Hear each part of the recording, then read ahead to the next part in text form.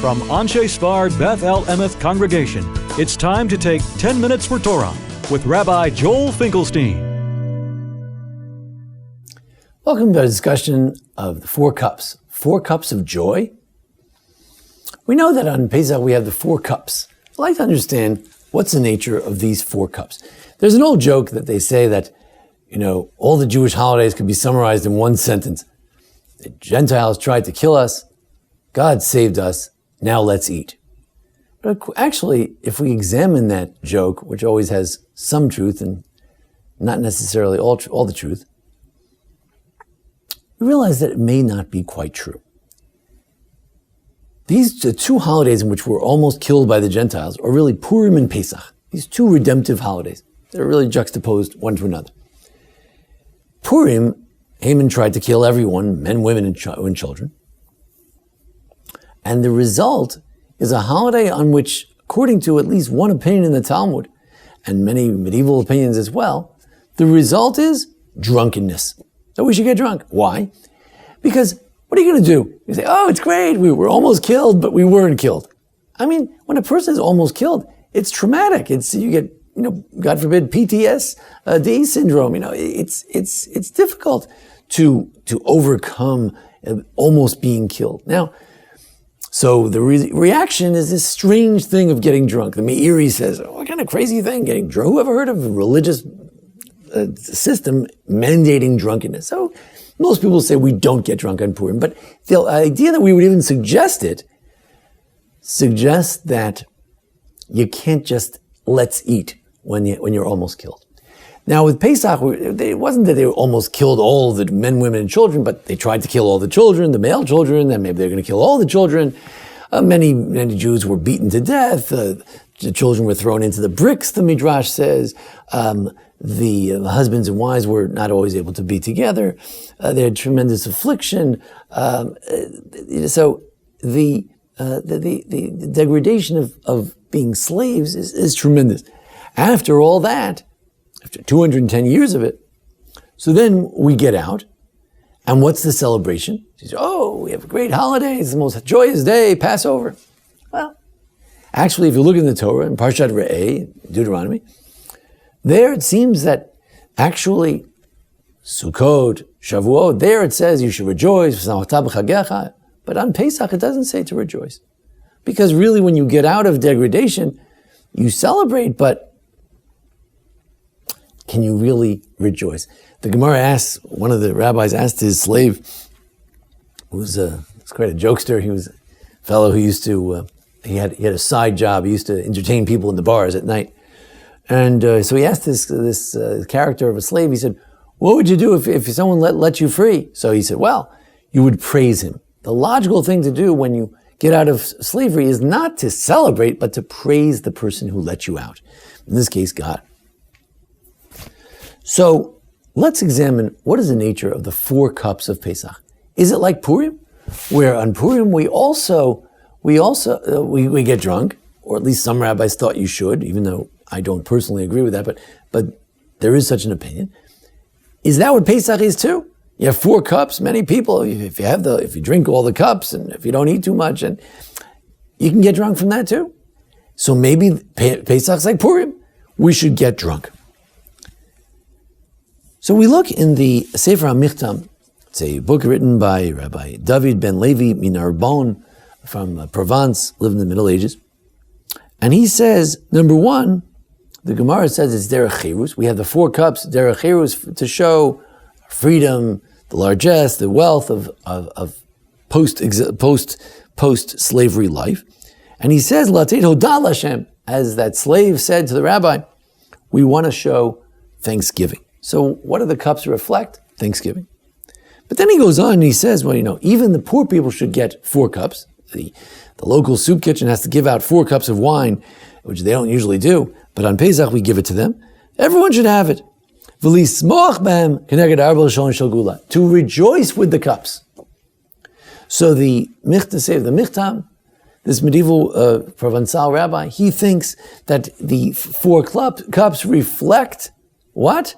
Joy.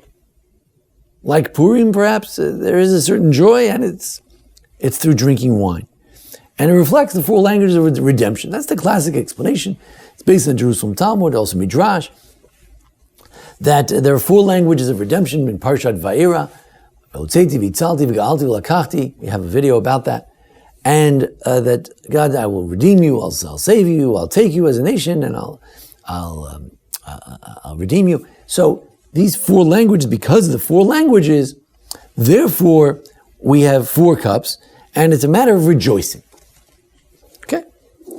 But the Rambam is, of course, one of our major authorities, and when he clarifies and classifies things, he does it with great precision.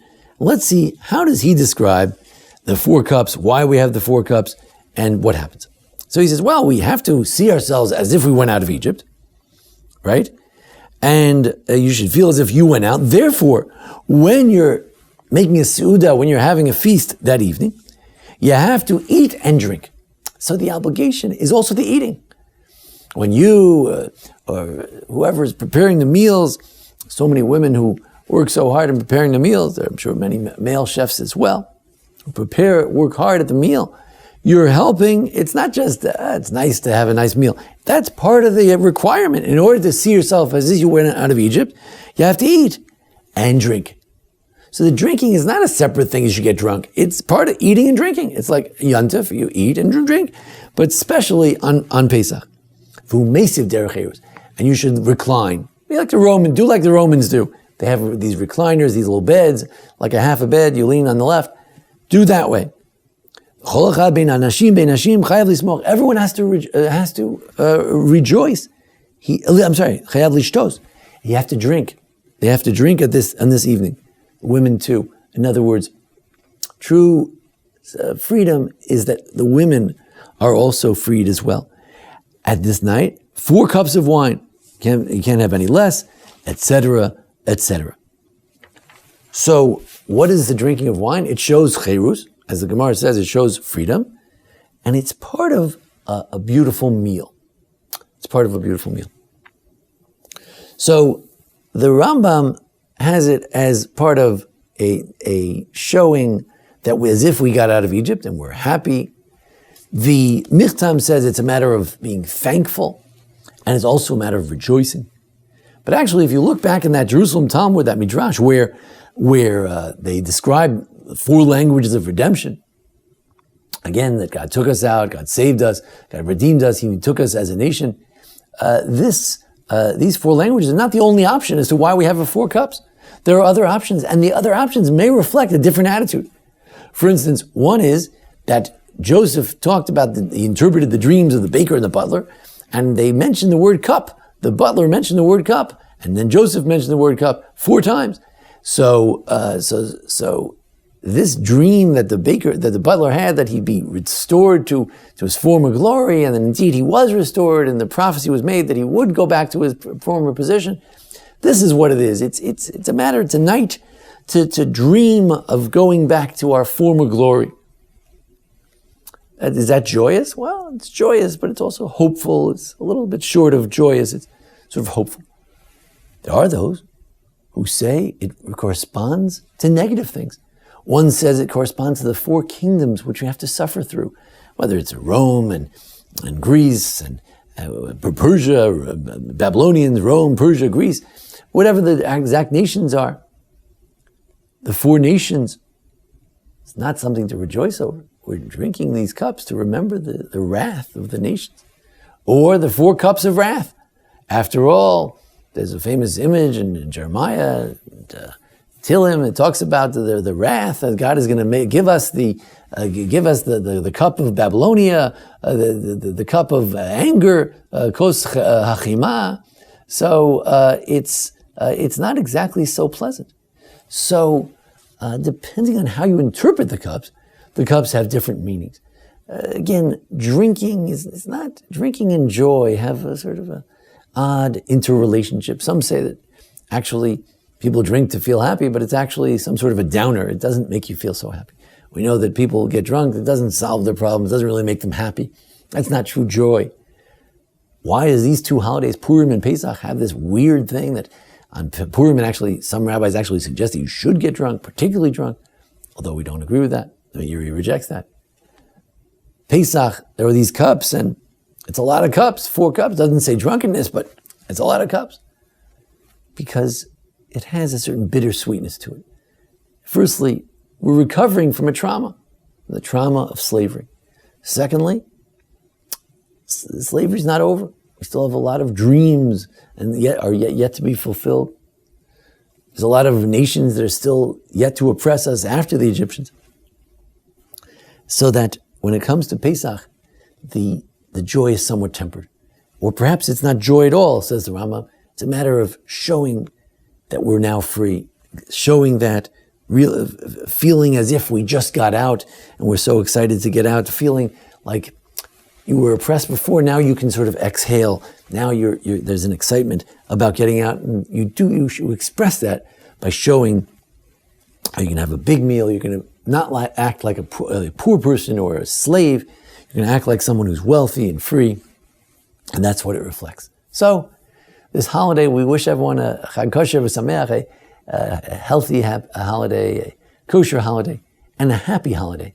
And yet, we have to recognize that when we recover from a traumatic episode, even when God saves us, it's traumatic. Our joy is somewhat tempered. It's sort of a weird kind of a joy. Maybe it's more of a thanksgiving or a way of expressing our new status in life rather than joy. But hopefully, come to other holidays, Shavuos, and finally on Sukkos, which reflects perhaps arrival in the land of Israel, we'll finally be able to rejoice in full. Thanks for joining us here at the Anshei Sphard-Beth Emeth congregation here in Memphis, Tennessee. Join us each week for our discussion of the holidays and the Parsha. And thanks to Jason Lefkowitz, our producer. Thank you. This has been 10 Minutes for Torah with Rabbi Joel Finkelstein. To learn more, visit asb.org.